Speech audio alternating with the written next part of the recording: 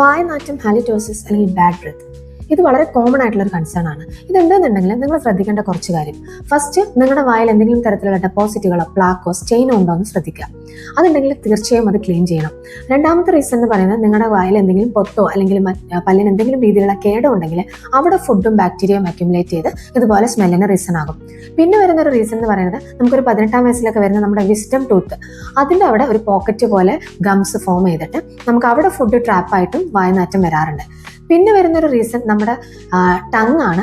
ടങ്ങിൻ്റെ മുകളിൽ ഉണ്ടാകുന്ന ഫുഡ് ഡെപ്പോസിറ്റുകളും ബാക്ടീരിയൻ്റെ അക്യുമുലേഷനും ഒക്കെ വായനാറ്റത്തിന് കാരണമാകും. പിന്നെ ഉണ്ടാകുന്ന ഒരു പ്രധാന റീസൺ എന്ന് പറയുന്നത് സ്മോക്കിങ്ങോ അല്ലെങ്കിൽ അതുപോലെയുള്ള എന്തെങ്കിലുമൊക്കെ ഹാബിറ്റ്സ്, അല്ലെങ്കിൽ മൗത്ത് വാഷ് റെഗുലറായിട്ട് അമിതമായിട്ട് യൂസ് ചെയ്യുക, അതല്ലാന്നുണ്ടെങ്കിൽ നമ്മൾ വായ തുറന്ന് ഉറങ്ങുക, ഇതൊക്കെ നമ്മുടെ മൗത്തിന് ഡ്രൈനെസ്സിന് കാരണമാകും. അപ്പോൾ ഇതും കൂടുതൽ ബാക്ടീരിയയും പ്ലാക്കും ഒക്കെ അക്യുമുലേറ്റ് ചെയ്യാനും വായനാറ്റത്തിനും റീസൺ ആണ്.